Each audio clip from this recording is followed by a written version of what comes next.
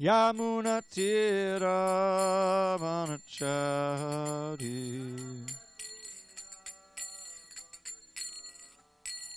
Jaya Radha Madhava Kunjabi Hari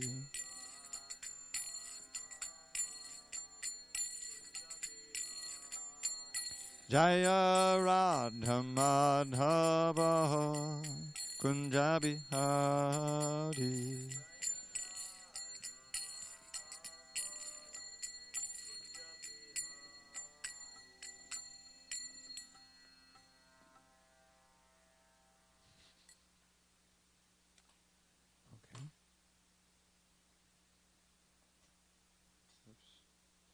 Okay, let's see where we are.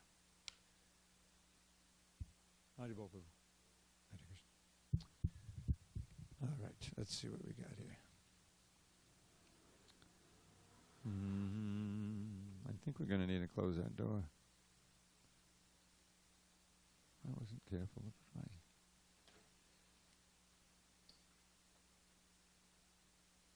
There it is.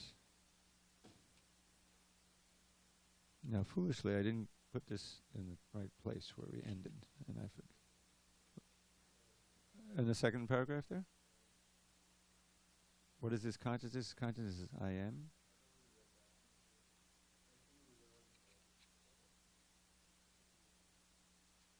Okay. Second paragraph.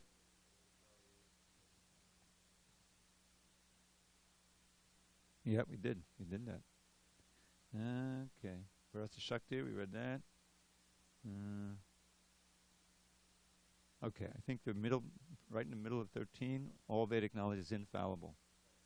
Yeah, that we didn't read that. Okay, good. All right, let me just set this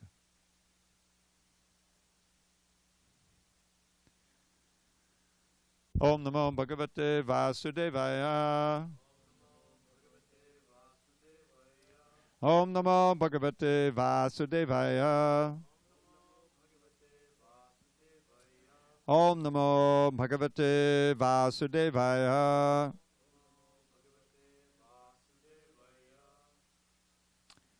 On this first day of September 2020 in SanDiego, we're reading from Srimad Bhagavad Gita as it is, translation and commentary by His Divine Grace A.C. Bhaktivedanta Swami Prabhupada.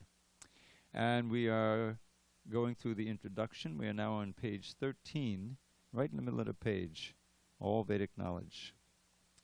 All Vedic knowledge is infallible, and Hindus accept Vedic knowledge to be complete and infallible.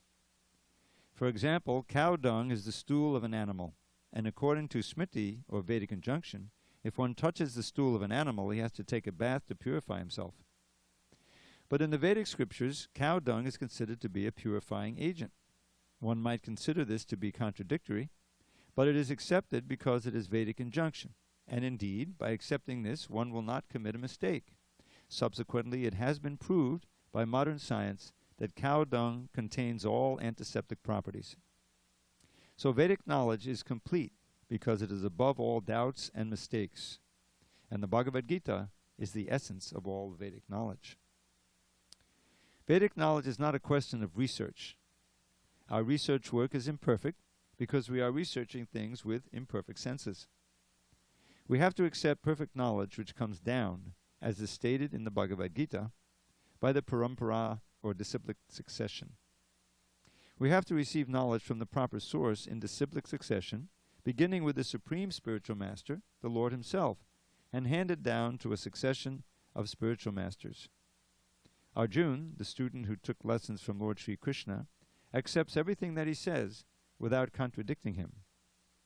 One is not allowed to accept one portion of the Bhagavad Gita and not another. No.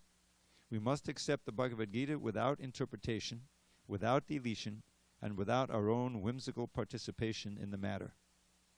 The Gita should be taken as the most perfect presentation of Vedic knowledge. Vedic knowledge is received from transcendental sources, and the first words were spoken by the Lord Himself. The words spoken by the Lord are called aparusheya, meaning that they are different from words spoken by a person of the mundane world who is infected with the 4 defects. A mundane one is sure to commit mistakes. 2 is invariably illusioned. 3 has the tendency to cheat others. And 4 is limited by imperfect senses. With these 4 imperfections, one cannot deliver perfect information of all-pervading knowledge. Vedic knowledge is not imparted by such defective living entities. It was imparted unto the heart of Brahma, the first created living being, and Brahma in his turn disseminated this knowledge to his sons and disciples as he originally received it from the Lord. Alex, set him up on page 14. Or just give him your book. Just give him your book and you can take his book. Yeah, or middle, right there. Second paragraph, page 14. That's about second sentence. The Lord is Purnam, all perfect, and there is no possibility of his becoming subjected to the laws of material nature. One should therefore be intelligent enough to know that the Lord is the only proprietor of everything in the universe, and that he is the original creator, the creator of Brahma. In the 11th chapter, the Lord is addressed as Prapitamaha, because Brahma is addressed as Pitamaha, the grandfather. And he is the creator of the grandfather, and he, the Lord, is the creator of the grandfather. So no one should claim to be the proprietor of anything. One should accept only things set aside for him by the Lord as his quota for his maintenance. Om Jnanatamarandasya Jnanandana Salakaya Chakshu Unminitam Mena Tasmai Shri Gurave Namaha. I was born in the darkness of ignorance, but my spiritual master Srila Prabhupada opened my eyes with the torchlight of knowledge. I offer my humble obeisance unto him and all members of Sri Parampara. So, we see that Srila Prabhupada is again and again emphasizing the authority of the Bhagavad Gita. And of course, especially he stressed at the beginning of this introduction and in the preface the need to have the Bhagavad Gita come through a transparent medium. He would call it via media. It's really like a medium, which is the spiritual master and the whole parampara, so that there's no motivated change, there's no distortion. And we can see this is, of course, our whole endeavor here is a spiritual endeavor. We're understanding that we have to get out of the material clutches and so forth. But even in the material world, in order to have a society that's peaceful and prosperous, you need to have the people trust those who are disseminating information, that they're not cheating, that they're not that they know what they're talking about, and they're giving you actual knowledge. And this is, as explained in the first canto of the Bhagavatam, there's these 4 legs of Dharma that is what is it? Truthfulness, austerity, cleanliness, and mercy. Truthfulness, austerity, cleanliness, and mercy. And society as a whole requires that these be maintained by the leaders, by the Kshatriyas, by the Brahmins. Otherwise, society becomes chaotic. And that's what we see today. Where is the austerity? Where is the mercy? As a principle that's really preached and that is enforced in society. And cleanliness, there's dirt everywhere. I mean, this Pacific Beach has become a lot dirtier since I lived there for 30 years. Every so often they have a band of people who come, do you see that? As volunteers to clean up, So it's just the modes of nature, struggling against each other. And the mode of goodness is for cleanliness. And when the mode of passion and ignorance becomes more, people living on the street. I mean, where I live, they used to have a lawn, but that's more expensive to maintain. So they put in rocks. Now there's just rocks. But rocks, people somehow they feel more clear-minded of throwing trash. They come from Garnett and they just throw some sandwich wrapper. So it's a question: who's going to be, who's going to break down and finally pick up the trash that the whole group of us living. So the other day I said, okay, I bite, I surrender, and I fill the whole trash bag with this stuff. But to maintain cleanliness is an effort. So the last leg of these 4 is truthfulness. And that is being destroyed in Kali Yuga. You can see. You know, if the teachers don't are lying and the politicians are lying to you, you know, where can you go for trustworthy information? It's extremely disconcerting for people, you know. And so that's what's going on. So Prabhupada is counteracting that again and again, explaining this is the Vedas themselves are a trustworthy source of knowledge, even when it seems intuitively, you know, that they're saying the wrong thing. And he gives this example again and again. The cow dung, you know, is purifying, whereas all other animal stool is contaminating. But actually cow dung is purifying. So trusting the Vedic knowledge, and especially what we've been given here as the essence of it, he's setting up, you know, our faith in the knowledge that's going to be given. Very important. Okay. Pitamaha. Yes. So third paragraph, chapter. We're on page 14, Ivani. Third paragraph. There are many examples given of how we are to utilize those things which are set aside for us by the Lord. This is also an echo of the Ishopanishad. Do you remember we were reading about the complete? Everything is complete. The Lord is complete. That's from the invocation of the Ishopanishad. Prabhupada also was referring to that. And this is, I think, the last part here. But this, text 1, you know, Ishavashamidam sarvam yatkanchat jagatyam nigat tena tektena bunjidam bhagavadgita suddhanam. The Lord is Isha is the controller and owner of everything, and we are entitled to our quota, but we should not take more than that, knowing well to whom it belongs. So this Prabhupada is quoting that. There are many examples given of how we are to utilize those things which are set aside for us by the Lord. This is also explained in the Bhagavad Gita. In the beginning, Arjuna decided that he should not fight in the battle of Kurukshetra. This was his own decision. Arjuna told the Lord that it was not possible for him to enjoy the kingdom after killing his own kinsman. This decision was based on the body, because he was thinking that the body was himself, and that his bodily relations or expansions were his brothers, nephews, brothers-in-law, grandfathers, and so on. Therefore, he wanted to satisfy his bodily demands. The Bhagavad Gita was spoken by the Lord just to change this view, and at the end, Arjuna decides to fight under the directions of the Lord, when he says, Karishe vachanam tava, I shall act according to your word. In this world, men are not meant for quarreling like cats and dogs. Men must be intelligent to realize the importance of human life and refuse to act like ordinary animals. A human being should realize the aim of his life, and this direction is given in all Vedic literatures. And the essence is given in the Bhagavad Gita. Vedic literature is meant for human beings, not for animals. Animals can kill other living animals, and there is no question of sin on their part. But if a man kills an animal for the satisfaction of his uncontrolled taste, he must be responsible for breaking the laws of nature. In the Bhagavad Gita, it is clearly explained that there are 3 kinds of activities according to the different modes of nature: the activities of goodness, of passion, and of ignorance. Similarly, there are 3 kinds of eatables also: eatables in goodness, passion, and ignorance.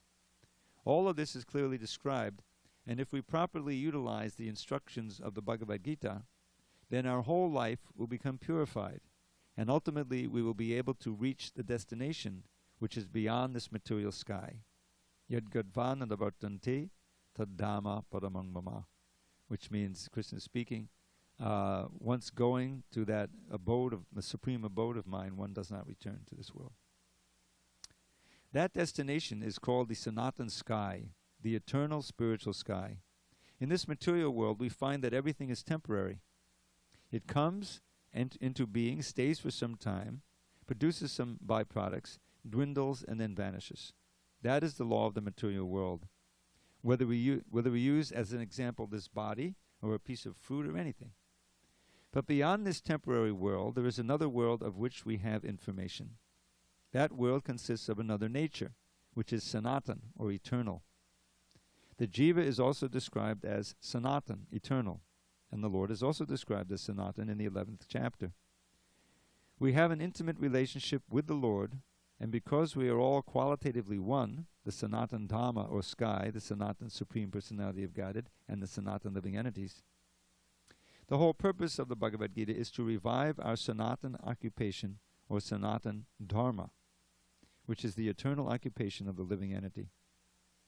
We are temporarily engaged in different activities, but all of these activities can be purified when we give up all these temporary activities and take up the activities which are prescribed by the Supreme Lord. That is called our pure life. So, first in the section we read, Prabhupada explains that we're meant to live a life above the animal platform. In this age especially, the influence is all pulling us down to animal platform. You know, the dogs and cats, they can fight with their claws and teeth, you know, and we can fight with our big weapons, but it's the same activity. It's still just fighting, you know. It's just it's not the famous verse from the Hitopadesh. What is it that differentiates human life from animal life? Prabhupada is more or less describing that in these two paragraphs. It's dharma. He says, what do we share with the animals? Ahara, nidra, bhaya, maitanangsha, samanyametat, pashubi naranam. That eating, sleeping, mating, and fearing means defending. You know. Both the animals and the human beings do it. You know, we share those four things. We may do it in a more sophisticated way, but it's the same activity. Dharma hitesham adhiko vishesha. But among them, dharma differentiates human beings. Dharma hitesham adhiko vishesha. Adhiko vishesha means the superior quality. Dharma nahina pashubi samana. If there's no real dharma, then human life is polished animal life. It really is not essentially differentiated. So then the question becomes, okay, where do we find real dharma and how can we practice it? And Bhagavad Gita is all about that. You remember at the beginning when Arjun surrendered, there's a verse, the seventh verse in the second chapter.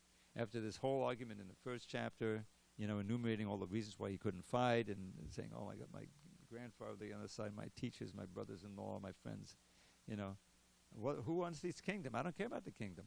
It'll be soaked with the blood of the people I love. Where is it? You know, how do I benefit from that? So he's thinking, I'll go off and be a beggar. But that's not according to his swadharma. Swadharma means intrinsic for your body type, for you know your innate nature. His innate nature is a kshatriya. He's a pure kshatriya, very exalted kshatriya. So Krishna will say in the Bhagavad Gita, one should not try to fulfill another's duty. You know, in other words, you should try to act and live according to your natural propensities, your swadharma. So that's why Arjuna says, karpa nidosho upahata swabhava. Swabhava and swadharma is the same. Is that by this miserly weakness that I've dropped my bow, I'm sitting on this chariot, I'm not being a kshatriya anymore.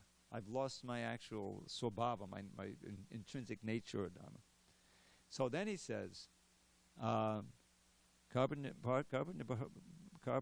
dosho bhata swabhava pritchami tvam dharma samudha cheta. I am bewildered about what my real dharma is, how I should act, what's the right thing to do. This is very big in the Vedic culture.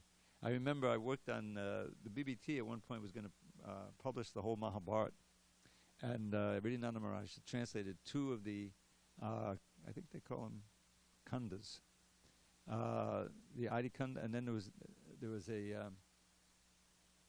the second one, which was what was it called? I forget, but it was all having to do with the sabha, with that gambling match, and where they tried to strip Draupadi naked and that whole thing, you know. And so the big question there was, what is the right thing to do when Yudhishthir had gambled and lost? He was Dharma personified. He's the son of Dharmaraj. He's the son of Yamaraj, you know. And so he couldn't tell a lie. Yeah, he's the actual son of Yamaraj, although he's known as the son of Pandu. I don't know if you know the whole story, how that happened. Pandu, when he was out in the forest, and he was practicing. The Kshatriyas can shoot their arrows in some practice and shoot deer and things like that. So he shot a deer, but it turned out to be a Brahmin who was in the form of a deer, who was about to have sex with his wife in the other form of a deer, and he killed that Brahmin. And so he got cursed that if you ever have sex, then you're going to die. He had 2 wives, Madri and Kunti, and he had no children yet. So what to do, you know? So in such a situation in the Vedic culture, it was authorized that both Madri and Kunti, if you may recall, she had a blessing. She could call any demigod, and they would come. And as she was a young girl, and she tried it out, and the sun god came. And God, it works.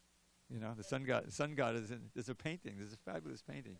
It's on the wall in the Chicago temple. It's a huge temple of Kunti. You know, you see it, and there's the sun god.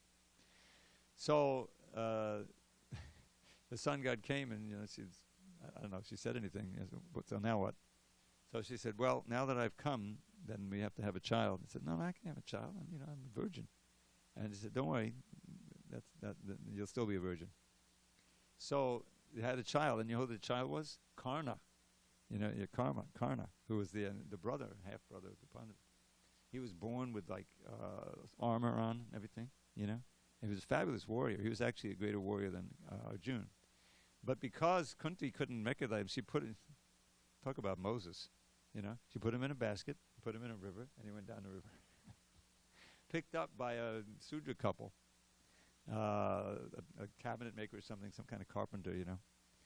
But they loved the child and raised him, you know, and he turned out to be. But he wasn't known to be the son of a Kshatriya. Oh, there's all kinds of stories. So he was a great rival to the Pandavas, and they didn't know he was a brother. And he ended up on the other side fighting with Duryodhana. Anyway, it's a long story. But so when it came time, now what's going to happen? Pandu, can't have any children of his own. So he said, okay, well, you can call gods, and then you can have children, and they'll be my children.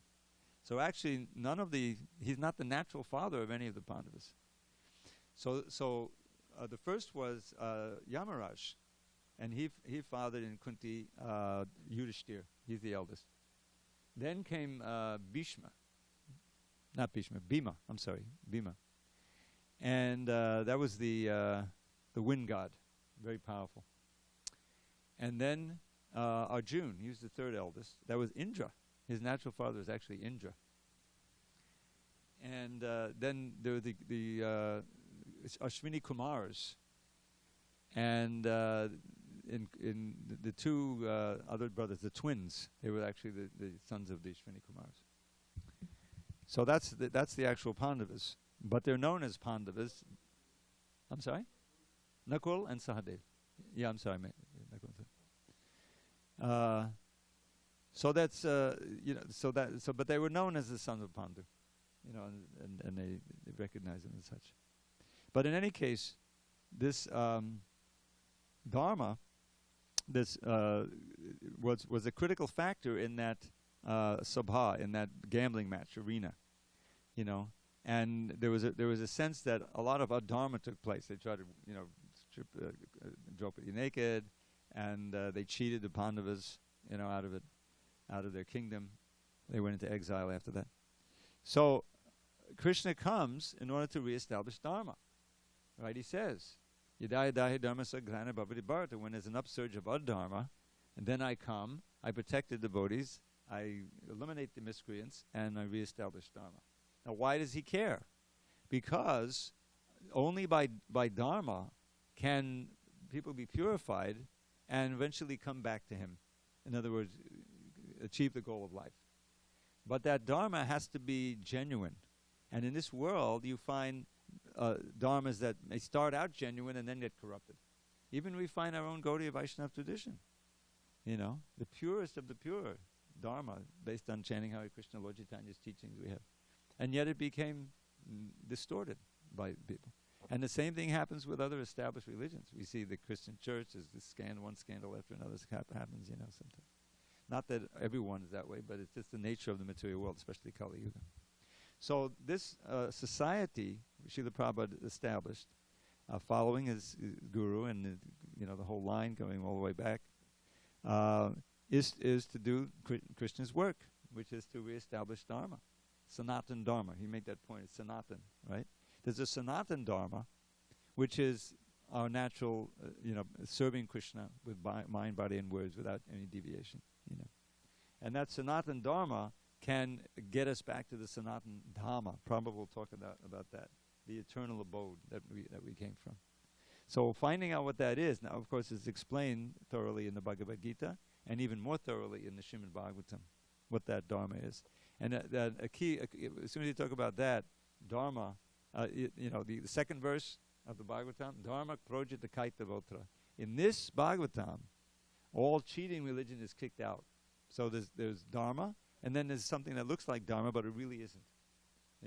Materially motivated activity cannot be true Dharma, because it keeps you bound to this world. Actual Dharma must be getting you out of this world. So it's explained right near the beginning, second chapter, 6th verse, Savai Pungsang Paro Dharma Yato Bhakti Adhokshaja. Real Dharma is that which awakens your natural bhakti for Adhokshaja. Hoksha's name of Krishna means he was the transcendental Lord. And what is the measure of how that, if it's real Dharma? Ahaituki apatiyata. It has to be free of material motivation. Not that you're practicing, then you have these four purusharthas, where Dharma is the first one. But then the next one is artha. You're practicing Dharma for material gain so that you can enjoy kama, But that's part of the cheating Dharma. That's not real Dharma. The real Dharma awakens bhakti completely selfless and uninterrupted. Where do you find that in the other religions? Completely selfless, you have no selfless motivation. And it's uninterrupted, not once a week or even once a day, but every day, all day. That's ultimate real Dharma, which we're aiming for. All right, moving along. I think the Supreme Lord in His transcendental abode. Did I read that? But what about the previous paragraph? Sanatan sky. Yes. The Supreme Lord and His, last paragraph, page 15. The Supreme Lord and His transcendental abode are both Sanatan, as are the living entities, and the combined association of the Supreme Lord and the living entities in the Sanatan abode is the perfection of human life. The Lord is very kind to the living entities because they are His sons. Lord Krishna declares in the Bhagavad Gita, Sarva Yonishu Aham Bija Pradakpita. I am the father of all. Of course, there are all types of living entities according to their various karmas. But here the Lord claims that He is the father of all of them. Therefore, the Lord descends to reclaim all of these fallen conditioned souls, to call them back to the Sanatan eternal sky, so that the Sanatan living entities may regain their eternal Sanatan positions in eternal association with the Lord. The Lord comes Himself in different incarnations, or He sends His confidential servants as sons or His associates or acharyas to reclaim the conditioned souls. Therefore, Sanatan Dharma does not refer to any sectarian process of religion. It is the eternal function of the eternal living entities in relationship with the eternal Supreme Lord. Sanatan Dharma refers, as stated previously, to the eternal occupation of the living entity. Sripad Ramanujacharya has explained the word Sanatan as that which has neither beginning nor end. So when we speak of Sanatan Dharma, we must take it for granted, on the authority of Sripad Ramanujacharya, that it has neither beginning nor end. The English word religion is a little different from Sanatan Dharma. Religion conveys the idea of faith, and faith may change. One may have faith in a particular process, and he may change that faith and adopt another. But Sanatan Dharma refers to that activity which cannot be changed. For instance, liquidity cannot be taken from water, nor can heat be taken from fire. Similarly, the eternal function of the eternal living entity cannot be taken from the living entity. Sanatan Dharma is eternally integral with the living entity. When we speak of Sanatan Dharma, therefore, we must take it for granted, on the authority of Sripad Ramanujacharya, that it has neither beginning nor end.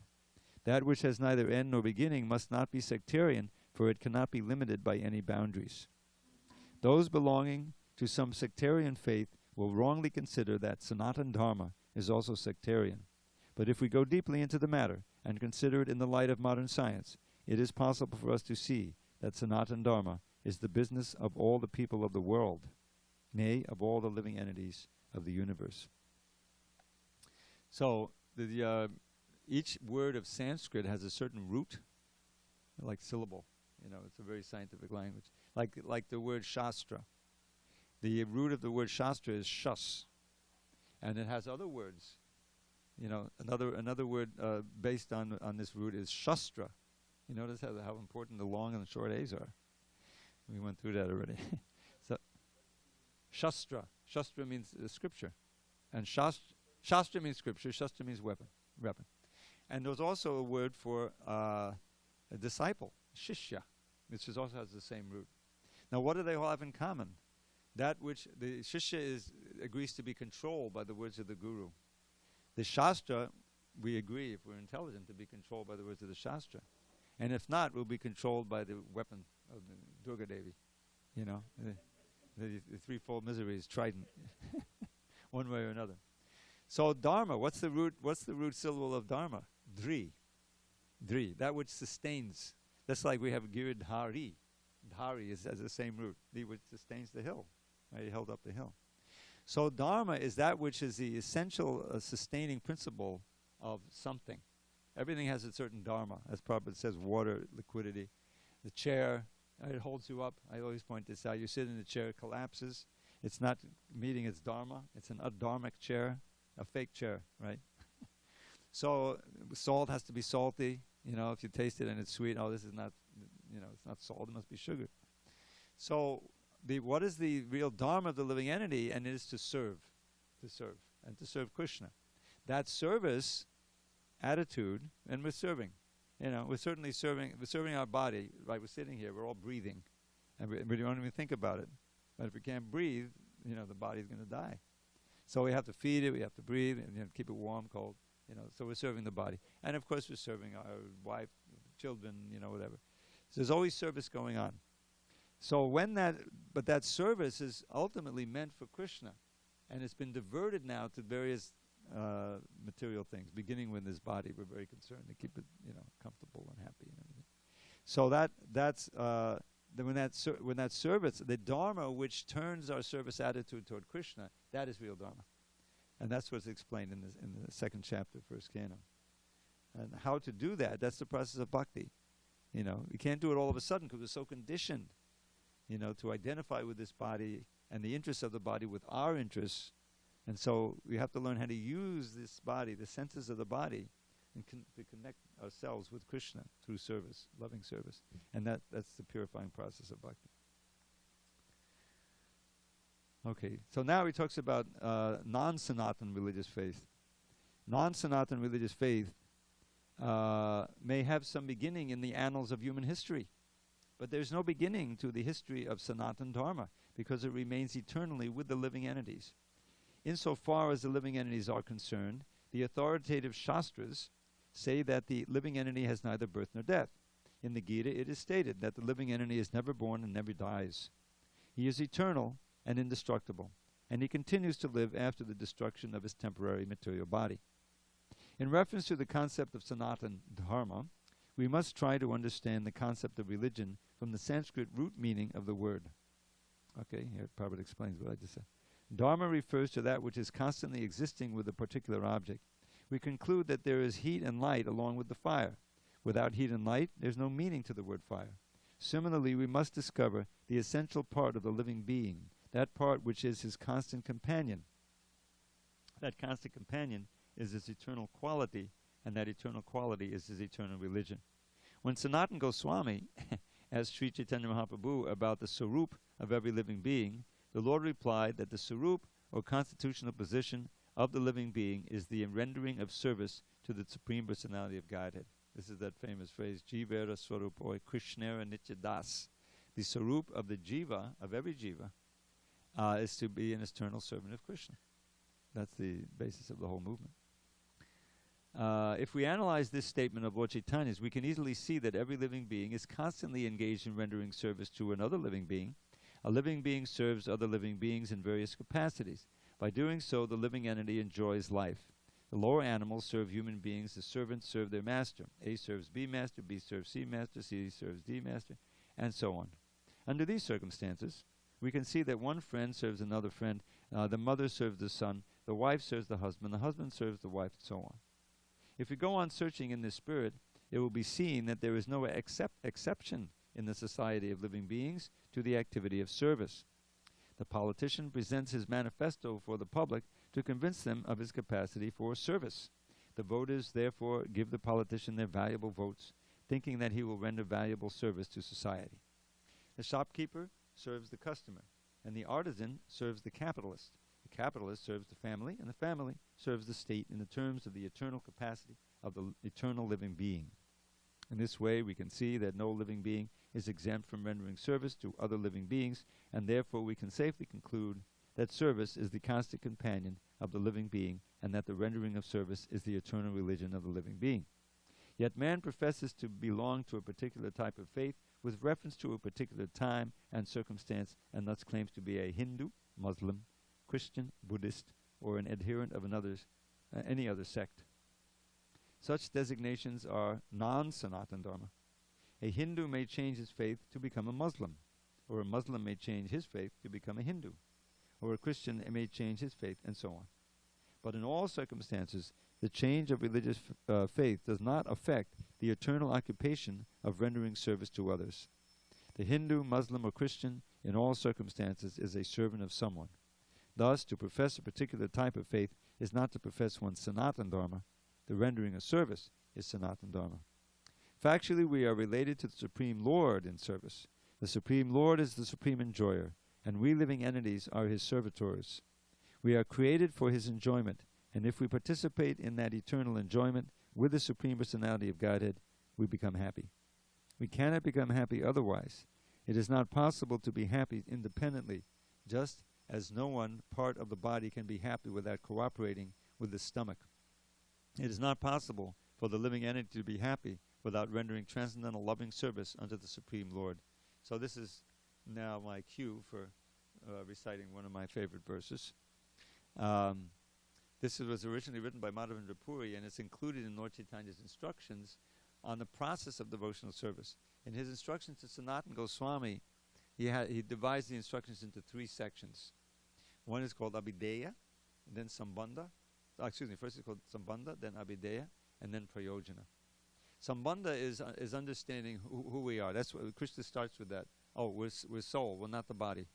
We're spirit, we're eternal, we're never born. Like that's all a Sambandha.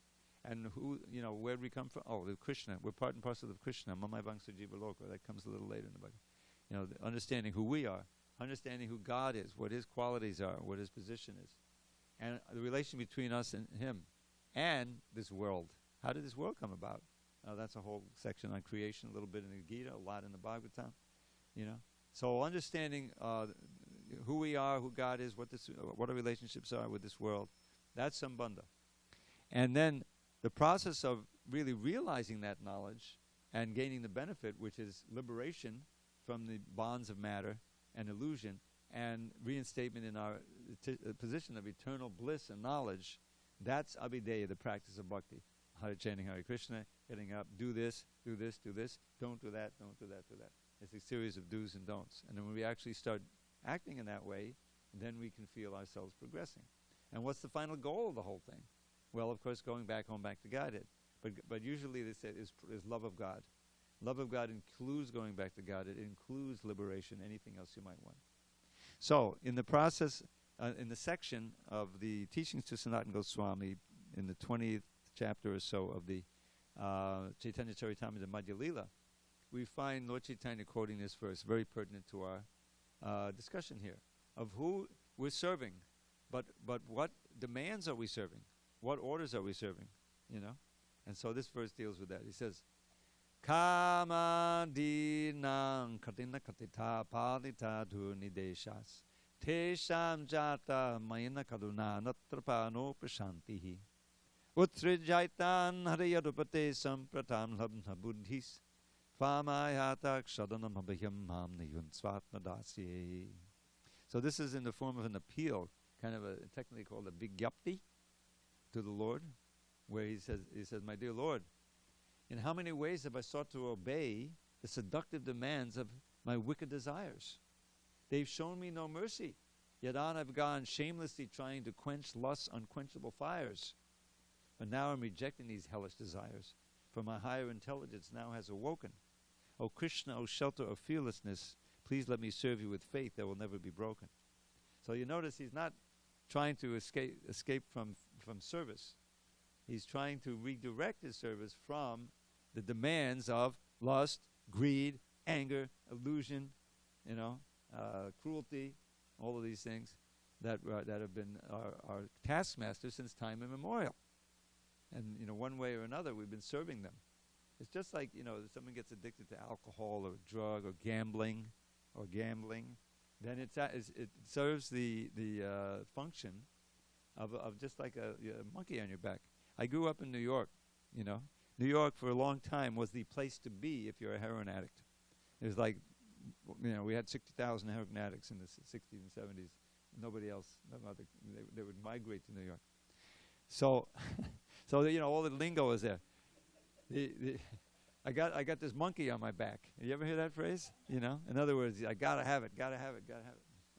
And it's easy to get into. Now it's anywhere. This drug, that drug, people, movies and video games. My God, they could be as addictive as anything. So those are extreme examples. But just living an ordinary material life, without any obvious addictions, is also being bound up by a series of demands that are ultimately self-defeating. They keep you bound here. When you have to have this to enjoy. You think you're enjoying. Okay, then you get it. Wow. Okay, now I'm enjoying. And then you've planted a desire in your heart, right? Because it's always temporary. You can only have it so long, and you have to go make money and buy it, whatever. So then, but you still have the desire. Do it again. And then if it's really extreme, low mode of ignorance type of enjoyment, then it's self-destructive. Then you find, now I've got this disease, I got this addiction, my body's falling apart, because you try to enjoy in an extreme and unhealthy way. So all that material enjoyment, whether it's in mode of goodness, passion, or ignorance, keeps you bound here. And I pointed this out, those who've been in these classes. In the 15th chapter, there's a very nice description of transmigration, how the soul, through the mind, is gathering so many impressions, so many desires, and at the time of death, that carries you to the next body. And then it directly says there, Shrotram chakshu sparshanam cha rasanam granam evacha adhishtaya manashtayam vishayanupasevate. And then you're in another body, maybe an animal body. Assume it's a human body. So then you get a certain set of ears, eyes, taste, touch, and smell. All these senses are there, grouped around the mind. And then vishayanupasevate. This is the last line. Vishayan are the object of the senses. Now upasevate can mean that you engage with them, you enjoy them like that. But another meaning is, I looked this up in the dictionary, one is to become addicted to.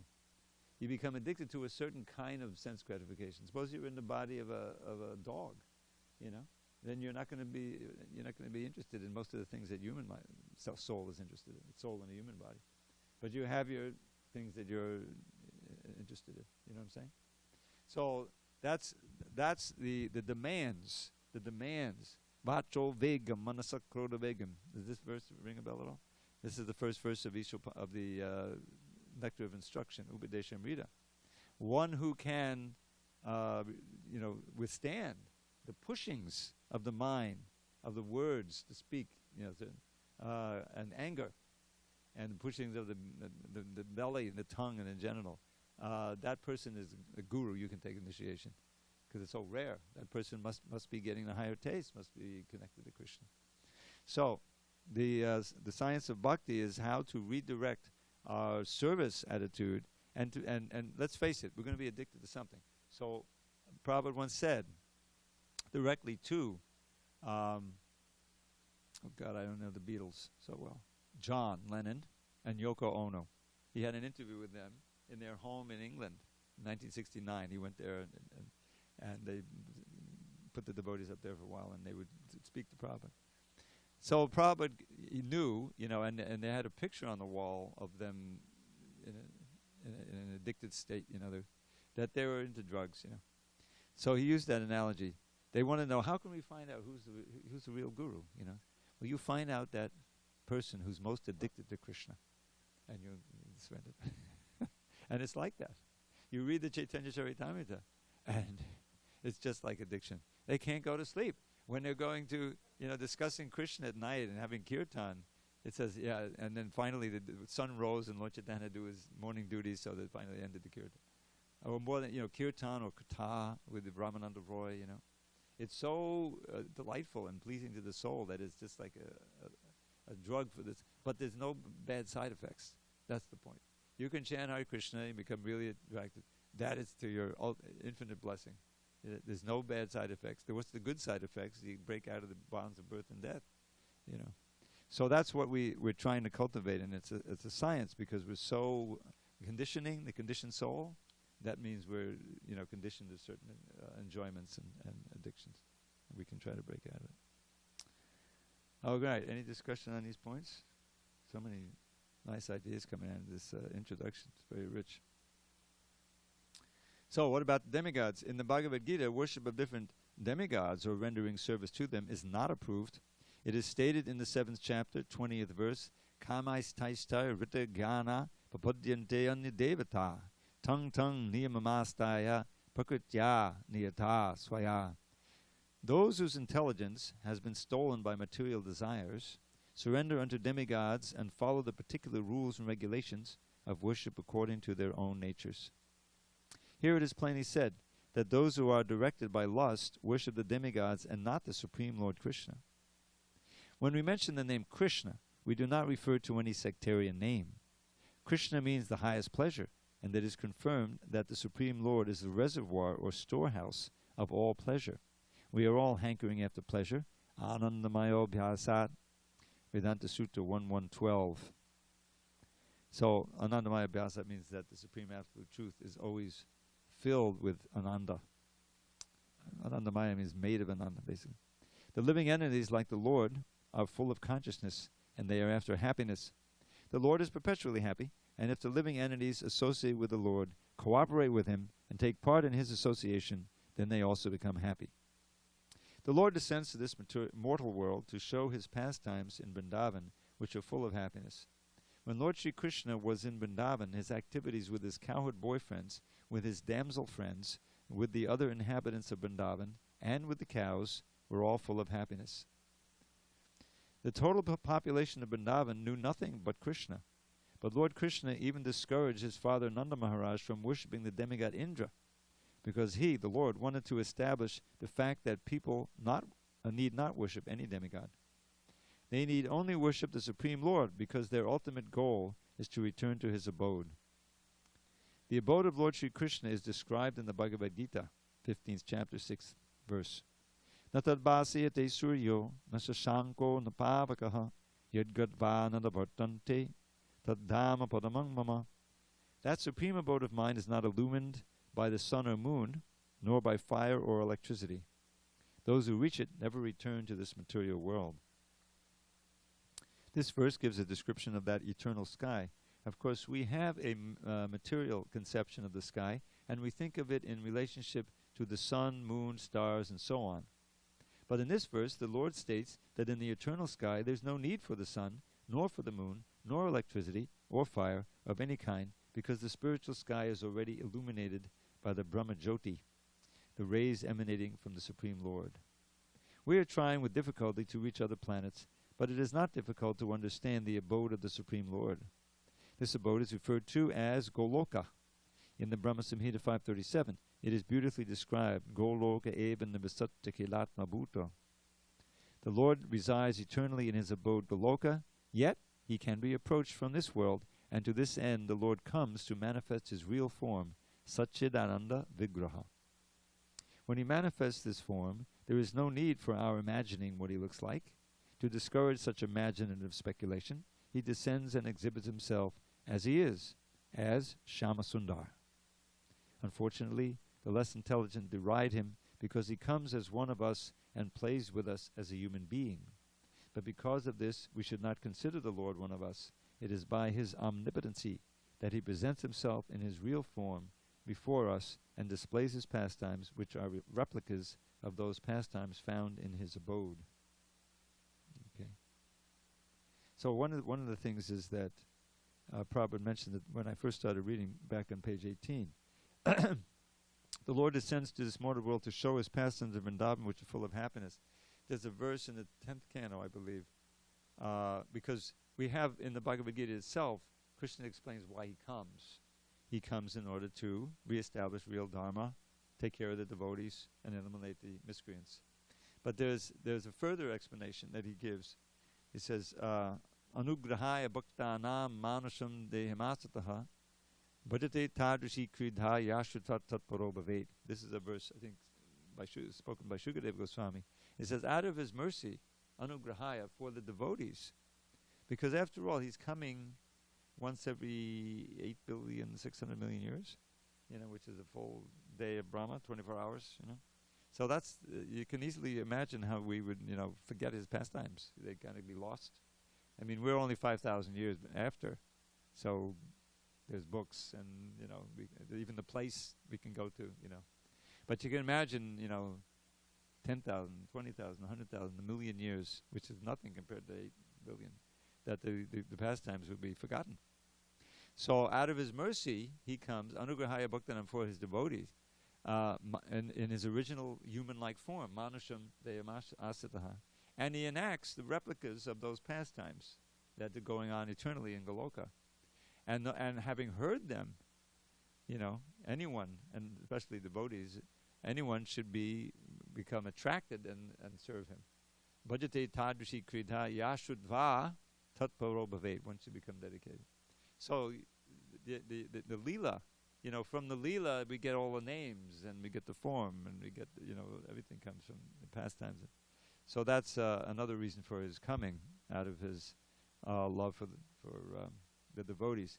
Now we have this other aspect of Lord Chaitanya coming, just much more recently. He's also Krishna. And he has the internal and external reasons, as explained. Is right at the beginning of the CC, and then the whole Adi Leela describes them. So externally he comes to preach, to Sankirtan, which is the Dharma of the age, for achieving the same result, breaking out of birth and death and going back to God, at attaining love of God. So he did that extensively. We know, beginning in Navadvip, where he started the Sankirtan, and then after he took sannyas, he went all the way to South India, and he was preaching mostly through Sankirtan, and millions of people became devotees. And he would also meet with Sarvabhauma and have these philosophical discussions and defeat the Mayavad. He did that with Prakashananda, He even converted a bunch of Muslims. There's there was an encounter with them, Buddhists, everybody. But then, his internal reason was that as Krishna, he's in the spiritual world, and there's a painting. I think it's supposed to be some kind of pillar, but anyway, they show it in the ground. It's a very highly polished palace floor, and he's looking at his own reflection, and he's becoming attracted.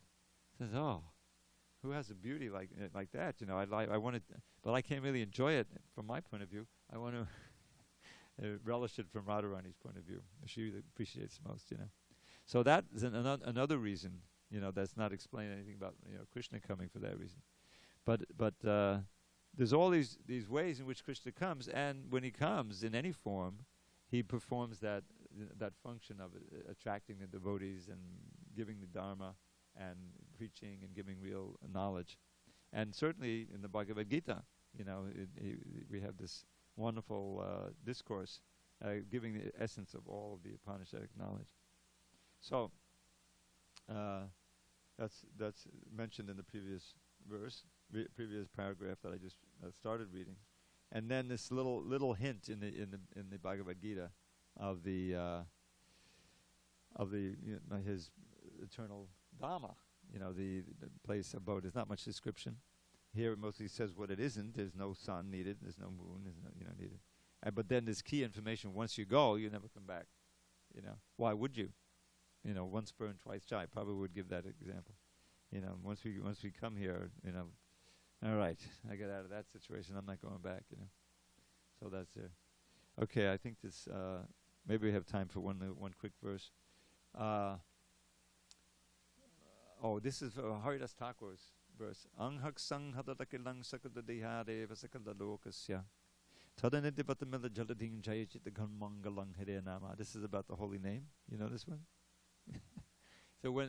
So he gave an explanation of it. So this little poem I wrote includes his explanation as well as the translation.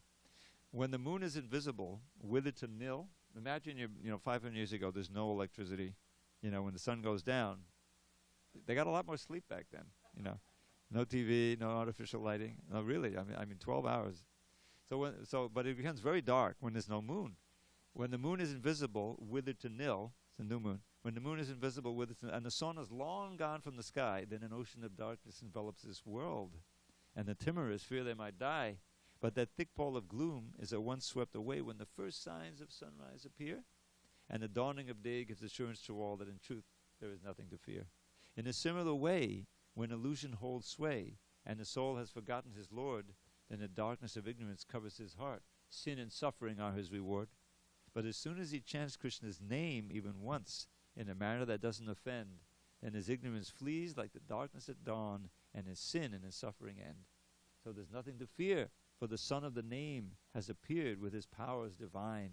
In your heart may that sun, benedictive for all, become fixed and eternally shine. All glory to Srila Prabhupada. Hare Bol. And that includes the internet listeners. Hare Krishna. I got a letter from